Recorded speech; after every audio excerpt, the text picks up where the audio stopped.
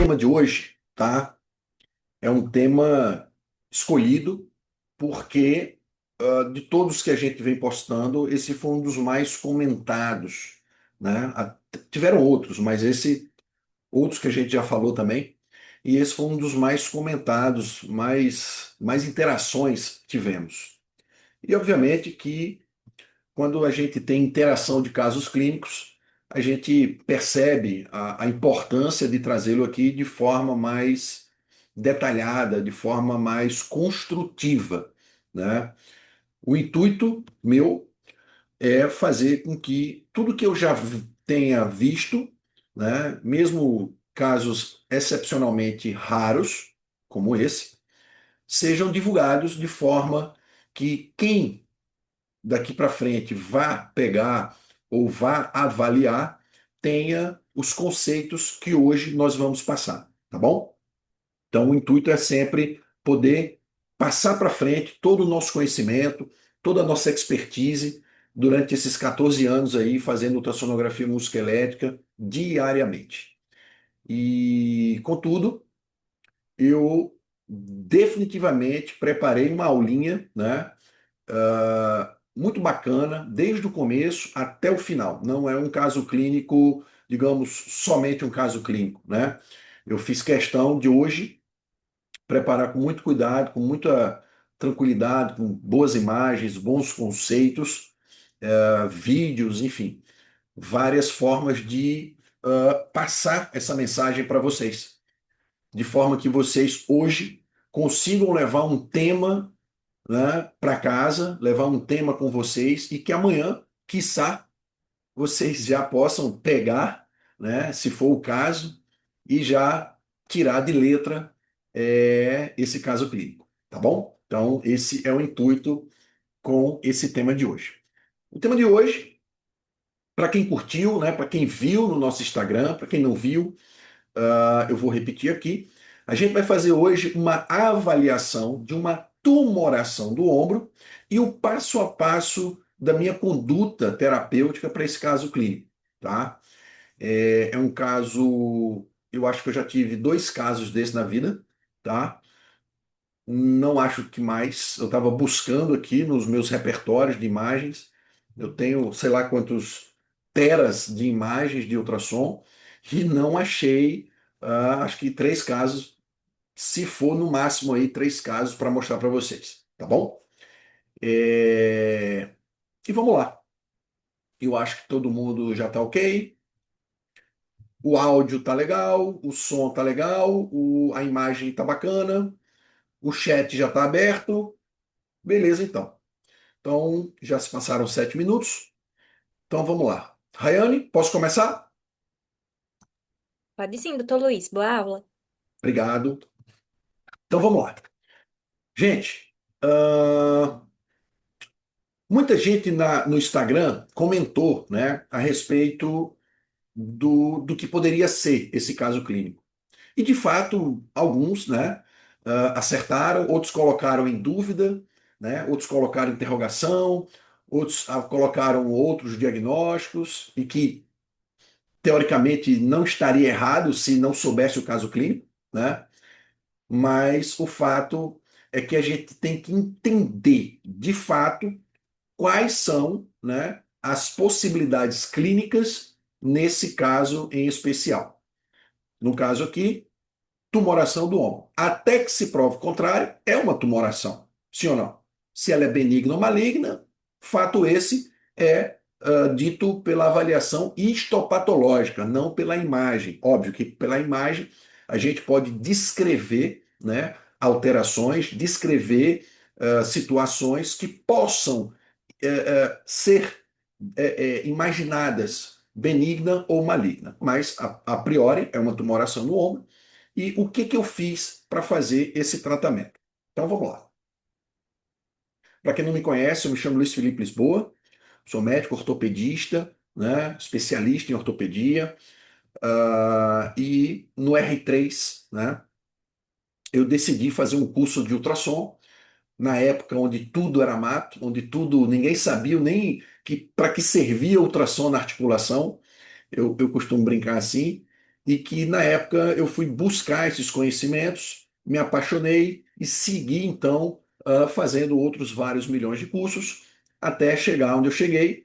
Quando em 2015 eu fui convidado para fazer minha primeira aula num curso nacional e internacional, e de lá para cá eu nunca mais parei.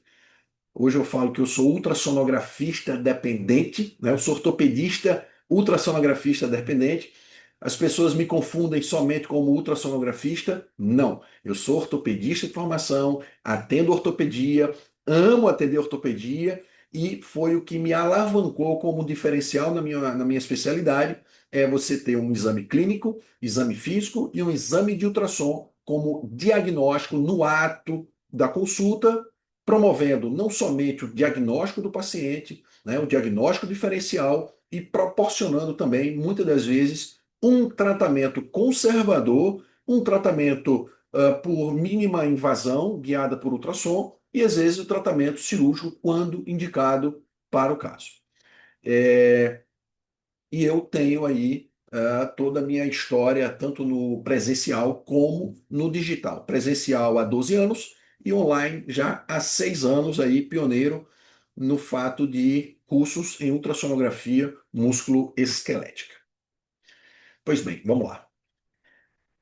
Esse paciente chegou para mim com esse seguinte: eu fiz um print de dentro do meu sistema de atendimento e trouxe para cá.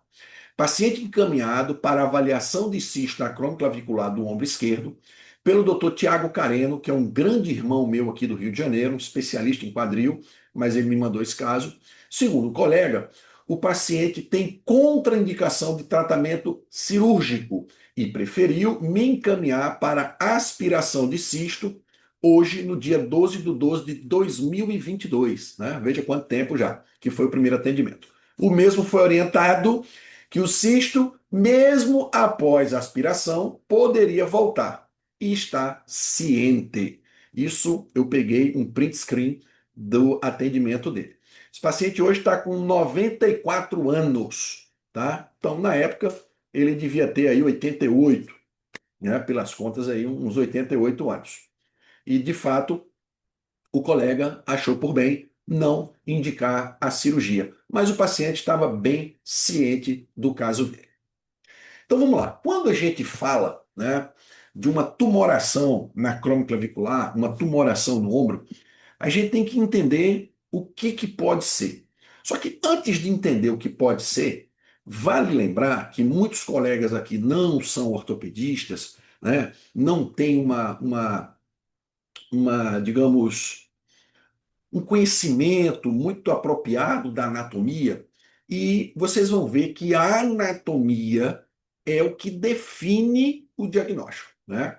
Quando a gente conhece a anatomia, quando a gente conhece os princípios anatômicos do que a gente está avaliando, a gente sim consegue entender melhor o motivo e a causa do problema, tá? Então, aqui um ombro no coronal, né? Uma vista anterior com articulação acromioclavicular. Trazendo essa acromioclavicular um pouco mais para de um corte coronal, né?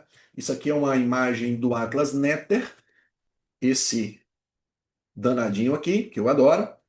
E isso aqui é uma imagem do Netter, um coronal anterior, onde a gente enxerga, tá? Aqui a cabeça humeral, em azul aqui, ó, a cartilagem da cabeça humeral, preto, o recesso articular, em vermelho, a bainha sinovial que circunda a articulação, aqui o recesso axilar, aqui o glenohumeral inferior, aqui o glenohumeral superior.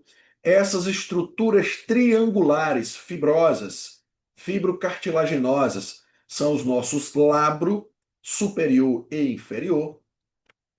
Mais embaixo aqui do glenohumeral superior, ou melhor, embaixo aqui o glenohumeral superior e acima do glenohumeral superior, o coraco humeral, tá? O coraco humeral aqui não está mostrando, porque aqui é só a glenoide, então isso aqui é o glenohumeral superior. Mas entre o glenohumeral superior acima, tá? A gente vai ter o coraco humeral que não está vendo, não está sendo visto aqui. Acima, então, do glenohumeral superior, a gente vai ver o ventre muscular do supraespinal sua transição miotendínea e o tendão fazendo a sua inserção na tuberosidade maior. Joia. Depois do tendão um pouco mais superior, nós vamos ter essa bolsa em azul com conteúdo escuro chamado bursa. Daí o nome subacromial, subdeltoideia. Ela tem o nome das estruturas que o recobrem na anatomia. Então, bursa subacromial, porque está embaixo do acrômio, e subdeltoideia, porque ela cobre também o deltoide. Lembrando que isso aqui é uma imagem coronal, né? É uma imagem anterior. Mas se você pegar uma imagem 3D do ombro, essa buça se estende de toda a porção anterior até a sua porção posterior do ombro. Contudo, a gente pode ver a buça tão somente na região anterior, lateral e posterior por cima, recobrindo pelo infraespinal. Não é raro, mas eventualmente a gente pode ver uma bolsa na região posterior, quando avaliando o infraespinal, e ver uma bolsa espessada, e muitos colegas, muitos alunos, às vezes, ficam com dúvida. Falam, não, gente, isso é a bolsa posterior, é a bolsa subacromial subdeltoideia em sua porção posterior, tá bom? Joia. Então, aqui nós temos o deltoide, né? Pegando aqui na parte lateral do acrômio e fazendo sua inserção mais a distante aqui, na tuberosidade do deltoide no húmero. E mais em cima nós temos o acrômio e a clavícula. Percebam que a clavícula é um pouco mais elevada do que o acrômio. E recobrindo a articulação acrômio-clavicular, nós temos em azul aqui a cartilagem dessa articulação. Aqui nós temos um hemimenisco, que é justamente o que vai sustentar as sobrecargas dessa articulação. Lembrando que é uma articulação sinovial, daí a cartilagem, daí o hemimenisco, e essa articulação ela é coberta por um ligamento acrômio clavicular superior e vejam aqui, ó, acrômio clavicular inferior. Beleza? Então, estamos revisto aqui a estrutura, estamos revisto aqui a anatomia. Então, vamos agora ver uma imagem sonoanatômica. Lembrando que quando a gente coloca o transdutor por cima da acrômio clavicular, nós não conseguimos ver perante o osso, nós não conseguimos ver adiante do osso. Então, nós vamos ver os bordos ósseos do acrômio, os bordos ósseos da clavícula, e nós vamos ver também a articulação. E é isso que a gente vê, ó. A gente vê aqui os bordos ósseos do acrômio e o bordo ósseo da clavícula. Veja que a clavícula aqui é um pouquinho superior do que o acrômio. Em cima nós vemos o ligamento acrômio clavicular superior. Aqui a gente não está conseguindo ver o hemimenisco, a gente vê aqui a articulação e a gente, obviamente, não vai conseguir ver esse ligamento, né, que é o acrômio clavicular inferior, mas subtende-se que ele está aqui e isso aqui tudo é o líquido sinovial desta articulação. Pois bem, subcutâneo, pele. Quando a gente vai tentar equiparar essa imagem à ressonância, a gente pega um corte sagital de ressonância e é isso que a gente vê, ó, como se a gente estivesse vendo aqui um pouquinho do acrômio, um pouquinho da clavícula e aqui a articulação acrômio-clavicular. Quando a gente vai fazer um desvio de avaliação do transversal para o longitudinal, ao eixo do corpo, nós vamos ver essa bolota. Essa bolota é referente a essa imagem sagital, ó, que é justamente a articulação. A gente consegue ver toda a articulação e o seu conteúdo, né? Aqui a gente pode ver sinovite, pode ver presença de condrocalcinose, né? Então a gente também consegue ver alguns casos, artefatos, né? Como se fosse a cauda do cometa por instabilidade articular, né? Que a gente já viu isso em um outro momento. E aqui a gente consegue fazer uma mensuração e entender se essa articulação tem derrame ou não. Nesse caso, sim, ela tem um discreto derrame. Lembrando que normal até 2. De 2, 1 a 2,49, discreto. 2,50 a 2,99, moderado. De 3 em diante, acentuada derrame, acentuada sinovite nessa articulação, que quando comparado ao exame de ressonância, seria esse exame sagital. Tá bom? Um outro exemplo. Agora, ó, vejam, a clavícula está um pouquinho mais elevada. Logo, isso aqui é um ombro esquerdo. Se isso aqui é um ombro esquerdo, se eu estou vendo o paciente de frente, né? Ou seja, isso aqui é o ombro esquerdo. A clavícula está aqui, né? Aqui estaria a articulação externo-clavicular. Logo, isso aqui é um ombro esquerdo, estou vendo de frente. E aqui o acrômio, ligamento acrômio clavicular superior e toda a articulação aqui. E quando a gente faz aquela bolotinha, tem essa mensuração que aqui está abaixo de 2. Então, aqui há uma articulação normal. Lembrando que essas mesmas imagens são as equiparadas ao exame de ultrassom. Tá bom? Então, com esse conceito que a gente consegue enxergar, com esse conceito da anatomia que a gente acabou de falar, né? Todos os conceitos agora, a gente começa a entender e começa a perceber que em alguns momentos nós vamos ter uma patologia ou uma outra patologia que nós vamos decifrar juntos e já já. Bem, esse é o famoso caso que chamou a atenção de todos os colegas. Veja, obviamente, isso chama a atenção de quem é médico, chama a atenção de quem não é médico, chama a atenção de todo mundo. De fato, é uma tumoração muito grande, é uma tumoração muito exacerbada, né? Uma tumoração que quem olha de longe fica olhando ali, curioso para saber o que é. Eu lembro que nesse dia, a minha secretária falou: doutor, tem um paciente lá fora que ele não está conseguindo nem esconder com a camisa o tamanho do caroço que ele está no ombro. Meu Deus, nunca vi isso na vida. Então, de fato, assusta, né? Principalmente quem não é médico, uma tumoração dessa. Tá bom? Então vamos lá. Quais são as possibilidades diagnósticas? Primeiro, cisto artrosinovial. Sim, possibilidade de um cisto artrosinovial. E qual o outro? Fenômeno de Geiser, ou sinal de Geiser. O que é um cisto artrosinovial? Também conhecido como um cisto sinovial, ou gânglio, ou gangliônico. Trata-se de uma formação tumoral benigna, não cancerosa, que se apresenta como um caroço ou um nódulo próximo às articulações ou bainhas tendinosas, no caso aqui, aos ossos, às articulações. Tá? E o fenômeno de Geisel? Na articulação acromioclavicular, é uma manifestação clínica e por imagem caracterizada pela formação de um cisto também, ou gânglio, na parte superior do ombro, que se origina de uma comunicação anormal entre a articulação glenohumeral e a articulação. Opa, calma aí. Como assim? Uma comunicação na glenohumeral lá embaixo, como eu mostrei para vocês, com a acrômio clavicular? É isso mesmo. Para que haja um fenômeno de Geisel, tem que haver uma comunicação anormal entre essa estrutura mais profunda com a estrutura mais superficial.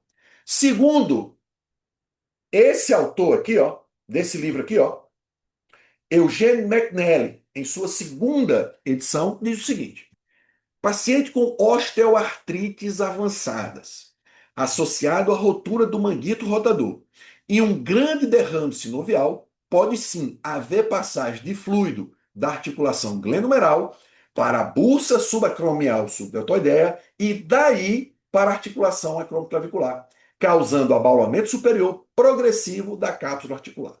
Ou seja, tem que haver uma sequência de lesões, uma sequência de eventos para que então a gente consiga definir se é o cisto ou é o fenômeno de Geisel. Então, não é simplesmente uma tumoração que eu vou dizer, é fenômeno de Geisel. Eu vou ver uma tumoração e vou dizer, ah, é um cisto.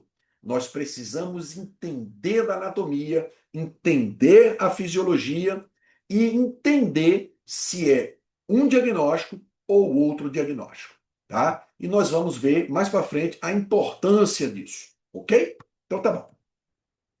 Então veja só, Um cisto artrosinovial, por si só, é quando nós temos algum trauma nessa região ou alguma lesão capsular, né? Alguma lesão apenas da região ligamentar capsular superior.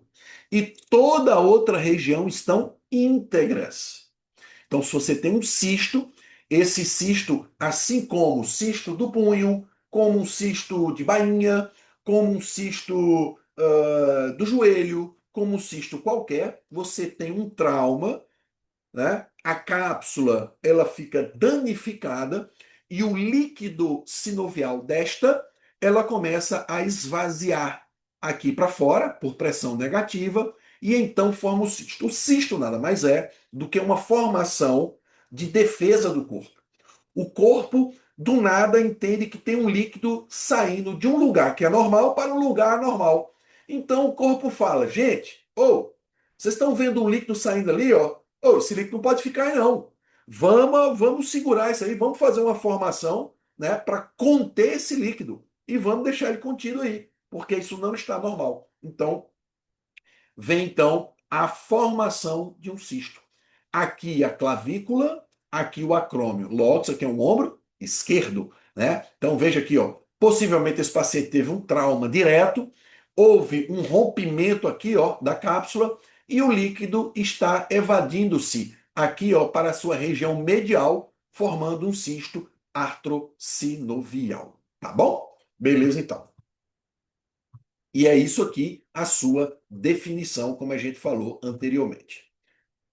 Trauma, evasão líquida, e o corpo vai lá, faz esse cisto e forma esse cisto artrosinovial contendo esse líquido que está saindo de forma errônea. Pois bem, já no fenômeno de Geisel, nós teremos que ter o quê? Uma lesão da região superior do ligamento e cápsula, do ligamento inferior, do insuflamento do líquido da buça, de uma lesão do manguito, em especial do supra, e um volume líquido muito grande. Ou seja, esse líquido da acromioclavicular, por pressão negativa, muito volume. Gente, você sabe goteira? Uma goteira de teto? O que acontece com a goteira de teto? Você bota muita água no lugar. De repente, essa água faz uma pressão ali pela gravidade muito grande e ele vai começando a buscar o quê? Ó? Fiapinhos, vai começar a procurar lesões mínimas ali no telhado para começar a fazer uma infiltração. Ou seja, uma infiltração não precisa ter um buraco muito grande, não precisa ter uma brecha muito grande. Basta qualquer coisa que a água comece a penetrar. E é justamente isso que acontece aqui. O volume líquido por pressão negativa, ele vai se delaminando até a buça, da buça passa para cá, vem para cá e faz esse fenômeno, que é justamente esse enxurrão de água, esse enxurrão de líquido que extravasa ao extremo, causando o fenômeno de gás. Então, quem digitou lá, quem escreveu o fenômeno de gás para esse caso, acertou. Por quê? Paciente idoso, lesão degenerativa 100%, lesão de tudo, lesão, né, degenerativa, impacto, tudo que existe, né, num paciente de 88 anos, tem. E veja que o volume é muito grande para uma articulação tão pequena produzir tanto. Esse líquido tem que vir de algum lugar. Existe, então, algum lugar de origem que esteja gerando uma quantidade líquida muito grande, né? E para isso nós precisamos entender essa anatomia. Como é que esse líquido vai chegar aqui se não há comunicação? Nesse caso, sim, havia comunicação. Então, é uma estrutura de líquido que sai de um lugar para esse, com todas as lesões delaminativas, vai fazendo aqui, ó, chega aqui e faz essa tumoração exuberante. Bem, para ilustrar mais ainda, veja só.